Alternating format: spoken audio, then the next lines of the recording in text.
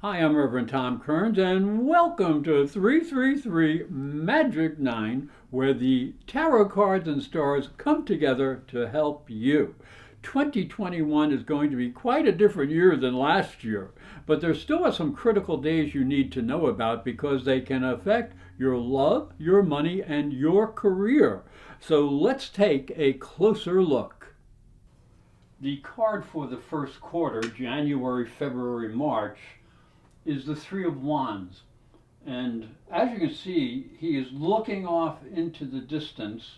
He is elevated above the horizon, so he's looking to see all the new opportunities that are coming because he's really standing in a good place.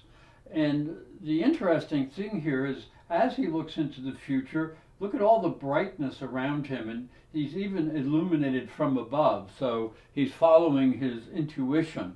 So there will be new opportunities, but there also will be some new challenges. Now, as we look at the astrology, the first and probably most important aspect that is happening is that Jupiter is conjunct Saturn, and they're both moving forward. Now, Jupiter, Saturn, and Pluto were in Capricorn until December 18th and 20th of last year. That's when Jupiter and Saturn moved forward. And Jupiter, Saturn, and Pluto together were the energy driving all of last year and all the difficulties politically, Capricorn rules bureaucracies and politics and things of that nature. So now that Jupiter and Saturn are moving forward and they are separating, it really suggests that Jupiter representing optimism and opportunity and Saturn representing responsibility and delay, that separation is really good because now we can start seeing new opportunities in the future and Saturn will stop delaying them. In fact, Saturn, if used wisely, will actually give them a good foundation. So Jupiter, Saturn moving forward is actually really pretty good. Now, the next aspect we want to talk about is a square between Mars, and Mars is the red line, and Saturn, which is the orange line right down here. Now, this is not a very happy square because Mars is the god of war. He wants to do it. He wants to do it now. And Saturn represents delays and frustrations. So when Mars is squared to Saturn, that can create difficulties. Now, Saturn being at the base of the chart and in the sign of Aquarius represents that there may be some difficulties with your deeper emotions or with home and family issues. So you have to be a little bit careful with those things. And Saturn being in, Mars being in the seventh house of relationships, you have to be careful with your partners and with coming before the public in any way and with legal issues. So do be a little wise when it comes to those things. Next will be, in fact, the next day, because the Mars-Saturn square is on the 13th, the very next day Uranus turns on January 14th. So that is really a good idea, a good thing happening because the energy starts moving forward again. So you can expect some changes. There may be some new opportunities. There may be some challenges, but at least you know the energy is moving and it's more favorable. Then as we move into the week of January 17th, we have one of the biggest aspects, and that is Mars conjunct, or Mars in the same place as Uranus, and they are both going to be squared by Jupiter, again from this fourth house of foundations. Now, this is a very difficult aspect because it deals with people's willfulness. Mars is aggressive, Uranus is unexpected, and Jupiter is expansive. And Jupiter down here in the fourth house of foundations, again, home and family issues and your basic security may come into play with this. And there may be some difficulties with partners or with coming before the public again. So be careful when you're, mind your P's and Q's and don't break any laws. Because otherwise you might get into some trouble. We don't like that. Next, Mercury will turn retrograde. You can see the little RX there. And Mercury is this blue line, the deep blue line. And on January 30th, he'll turn retrograde. He will continue to be retrograde until February 21st. Now, Mercury retrograde always suggests there is problems, difficulties in communications, little things can break down, electronics, things of that nature. And since it's in the fourth house of foundations, you're going to have to be a little bit careful, especially around the house. Little silly things like tripping, falling, things of that nature. Do be careful. Some of the plans that you've been making maybe do not come through the way you expect them. Then we jump to February. And on February 18th, there is another major square. This time, it's Saturn squared to Uranus. So remember, again, Uranus is in the house of partnerships, and Saturn is home and family and foundations. So again, we have a challenge here. So you can expect unexpected things with Uranus, and Saturn saying, no, I don't want to do that. So you might have plans, let's go out and party, and somebody's going, no, I don't want to do that. So you really have to learn to cooperate with others, because both Saturn in Aquarius is a fixed sign, and Uranus in Taurus is a fixed sign. Now, another issue might be dealing with financial things, because Uranus is in Taurus and Saturn in Aquarius. Uranus rules the sign Aquarius. So this is not too friendly. So watch your money. Don't gamble. Control yourself. Don't be too pushy. People are going to be antsy, and maybe, breakups can occur and things of that nature. So don't do it. Be careful. Jumping into March, we'll find Aries on March 21st, Venus moving into Aries. Venus is this pretty blue line, the powder blue line. She will be moving into the sign of Aries, right here, the sixth house of health and work. Now, Venus is really a nice energy, but Aries is a very dynamic energy and very pushy. Aries wants it now, and Venus just isn't that way. So you may have some challenges either at work or in some romantic situations, things of that nature. There's a little bit too much independence in the air. So one of the places you can't be independent is at work. So be a little bit careful, and also watch your health, because a little stress can play havoc on you. So don't let that happen. As we move into the second quarter, and that is April, May, and June, the card for that quarter is the Seven of Pentacles. Now, as you can see, it represents, pentacles are always sort of like financial things, or things that we have accrued, money, resources, stuff like that. But the interesting thing about this card is that the pentacles, the money isn't going anywhere. There's a hesitation, there's a stoppage. And maybe that is to plan. So that might be a good thing. So just be a little bit careful with money. You may have to look at what you want to really do with it, where you really want to take your resources in the next few months. So you've earned this, spend it carefully. So in April, the first thing that we find, the first aspect, is that Mars will be squaring, Mars is the red line up here, Mars will be squaring Neptune. Now, Neptune's the little guy down here, and he's in the fifth house of romance and creativity. So you're going to have to really be careful, because this square represents confusion and bursting of bubbles, busting balloons, disappointments, things of that nature.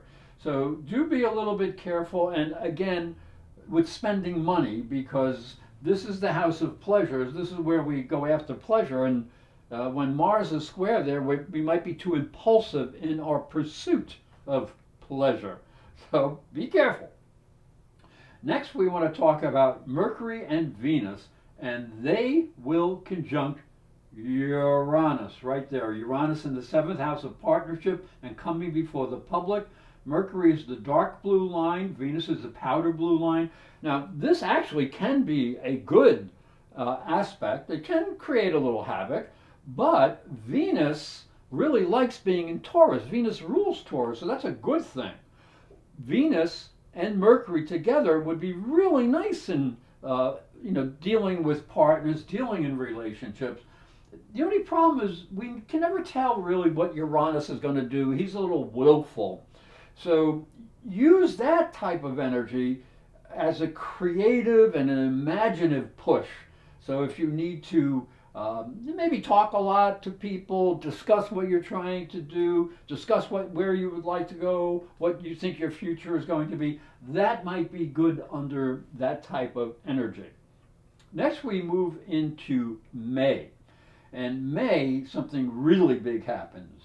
Jupiter, that's the green line down here, moves into Pisces. And this is the first time in 12 years. Now, Jupiter is really good in Pisces. Jupiter used to rule Pisces until we found Neptune. So this can enhance your sensitivity. It can enhance your creativity, your compassion, your spirituality.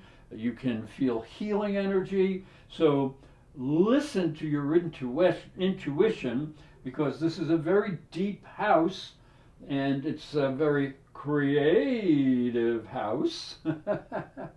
And you might find something very nice happening in the area of romance, because the fifth house here is the house of romance and creativity. So this is where you go after your pleasures, and that can be fun. Next, we have Mercury and Saturn in the last week of May.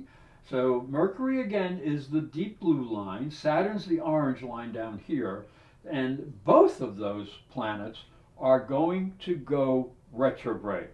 So when Saturn goes retrograde, we need to review the structures that we have built so far. So take some time out to do that. And when Mercury goes retrograde, there's usually a little bit of confusion in the air. And this time it's going to be up in the 8th house. So be really careful with dealing with others, especially financially or on an intimate level. Be a little bit careful. Then in June, the first thing that happens on the 6th of June is that we are going to have Pluto down here in the 3rd house of the mind, opposed by Mars. And Mars here is in the house of the abstract or higher mind.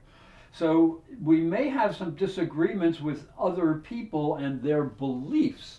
So do not be too pushy. Control your ego, because this is the god of war, Mars, in opposition to Pluto, who is Hades, the god of the underworld. So we don't want to mess with those two energies. Then we go to the June 22nd. The blue line here, the deep blue line, is Mercury. And Mercury goes direct. Now that's a good thing, because that can help clear up any misunderstandings. And again, now he is up here in the 8th house of the psychic and intimacy and shared resources and energy. So some things where there might have been problems in those areas of life, some of those things may be able to be cleared up. Then Jupiter, the green line, and Neptune, right down here, this little green line, go retrograde in Pisces. So Pisces is a very, very emotional and sensitive and spiritual sign, and can really bring up a lot of drama. So make sure you don't get carried away. You need to control your emotions. You need to keep clear about your relationships, romantic things, creative things, dealing with children. So don't fantasize things that aren't happening. You have to maintain some realism in your life, or you can get carried away in a negative fashion, and that is never good. As we move into the third quarter, and that's July, August, and September, we see a very positive card up here. That's the Lovers. Woohoo! Now, when the Lovers card comes in, there can be a promise of romance, sexual attraction.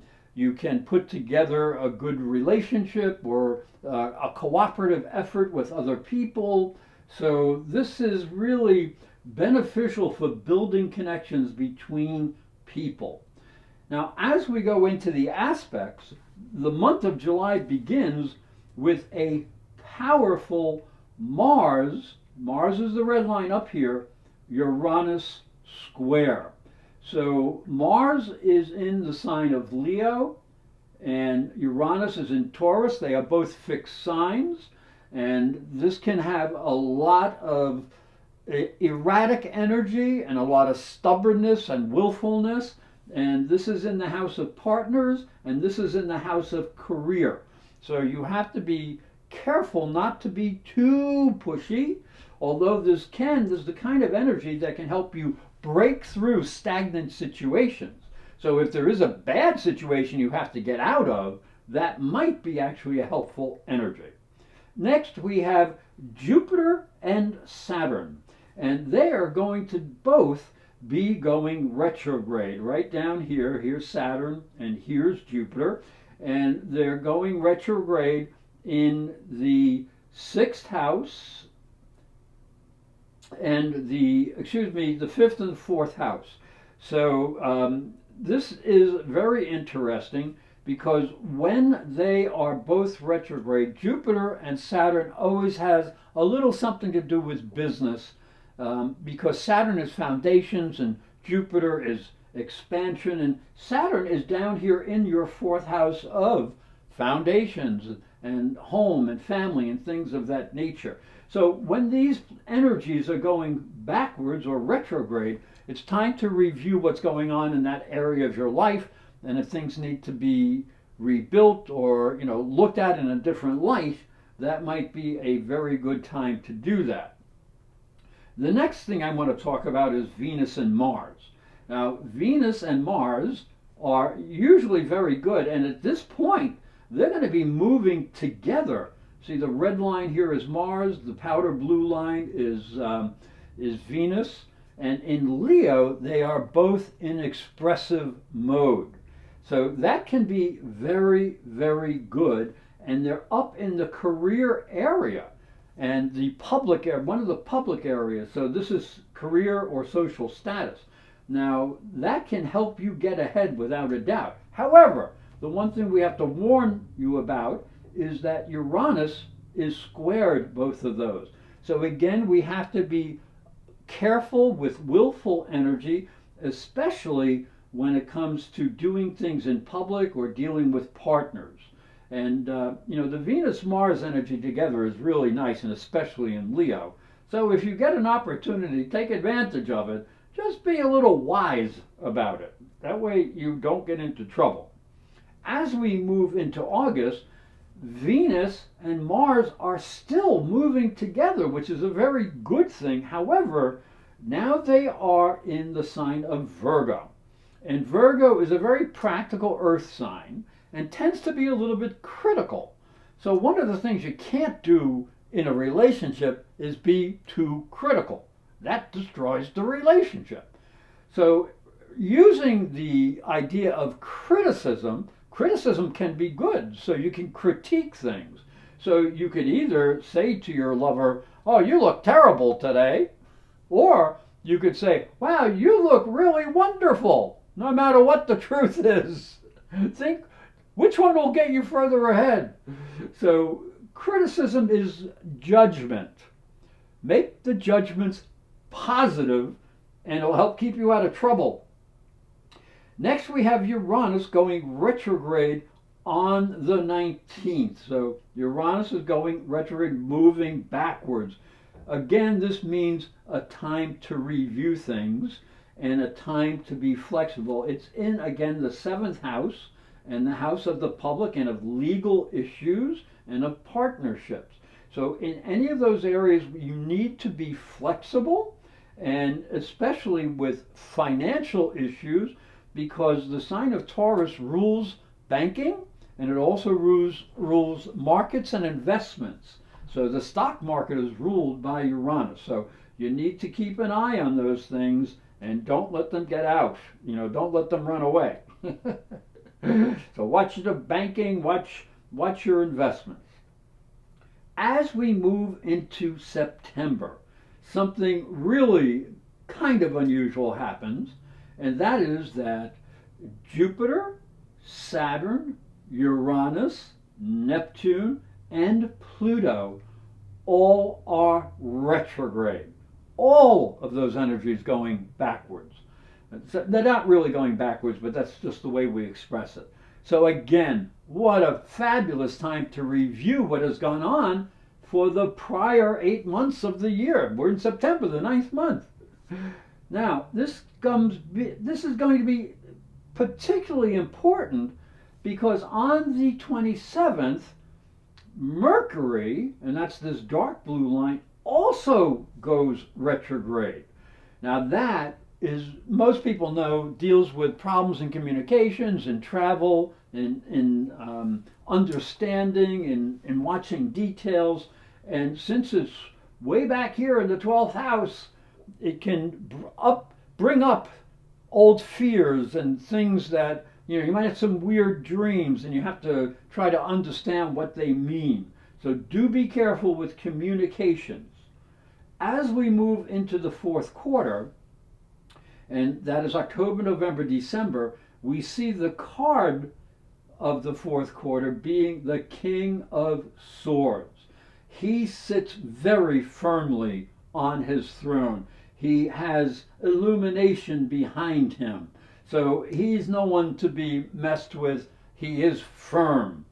He has had this whole year and the year 2020 to really grow and understand and be logical. He's faced many challenges and he's in a much better position now than he was a year ago. So he's someone not to be taken lightly. However, he is someone that can be a little cold.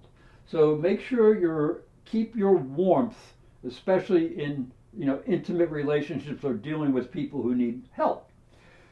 As we move to October, some of these planets begin to move ahead. So Pluto, Saturn down here, Jupiter, and Mercury all start moving forward. Now, this is really good, and especially around October 18th, because that day both Jupiter and Mercury, both of them, go direct on that day.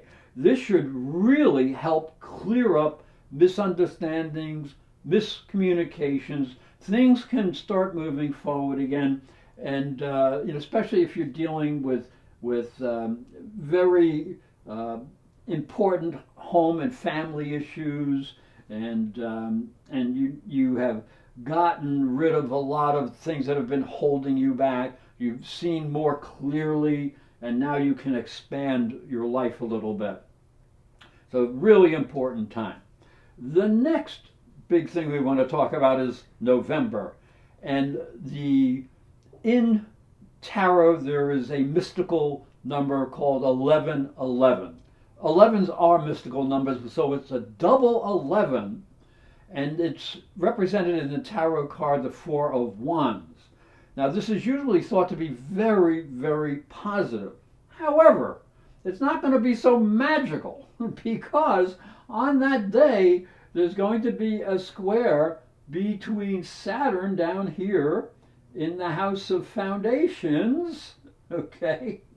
And and that's not really that good of a thing because Mars wants to push ahead forcefully, and Saturn wants to say, no, slow down. And Mars here is in the sign of Scorpio, so he's pretty powerful in the sign of Scorpio. So don't be too pushy or too demanding, because you might run into a brick wall. So you're going to have to beware power struggles and frustrating situations. As we move into December, Neptune will be going direct, and he'll sextile Venus on December 2nd. Now, the beginning of the month, that's really, really good. And this is in the house of romance. So Venus will help Neptune. Venus is the lower love nature. Neptune's the higher love nature, the spiritual nature. So that's a really good way to start the month. But as we go through the month, on the 19th, Venus is traveling here, and she's going to go retrograde. But just before going retrograde in the third house, this is the house of mind, communications, and things around you in your local area, people around you, your local neighborhood. So as Venus conjuncts Pluto and then goes retrograde, you have to be really careful, especially how you're speaking to people, how you're moving, going here, going there. Be careful, and don't believe everything that you hear. Be careful with your money as well, because Venus represents what you value. Pluto, again, is Hades, the god of the underworld. So look out for shady people and shady deals. Don't get trapped. Finally, and this is really nice, Jupiter again goes into Pisces. And remember, this Pisces-Jupiter thing is the first time in 12 years. Jupiter likes being in Pisces. He's very expansive there. Pisces in the 5th house is very romantic. So there may be some really nice things that happen in that area of your life, romance, creativity. The one thing that I would warn you of is that happens on the 30th of December. So that's just before New Year's Eve. So if you're going to go to a party or if you're going out, be careful not to overindulge, because Jupiter is expansive. So Jupiter loves to party, a little drink, a little food. It's really great. So control yourself there so you don't get into trouble. But Jupiter again in Pisces and Neptune also in Pisces can really bring you blessings for the new year. So take what is best and leave the rest behind. Hi, I'm Reverend Tom Kearns, and this is my story. If you are a spiritual seeker, it may help you on your journey. I believe your spiritual development is as important as your religion. If you look at Christianity, it focuses on the life of Jesus. But Jesus was never a Christian. He was Jewish. If this thought intrigues you, you'll enjoy my new book, Light from Water, Freeing Jesus. It's available on Amazon.com and through fine bookstores. And it may help you on your spiritual journey. I'd like to thank you for watching. I'd like to thank you for listening. Please subscribe, because these videos are free, and press the little bell for notifications. And if you need a psychic reading for the new year, please go to my website, internetpsychicreadings.com. And I hope you have a fabulous 2021.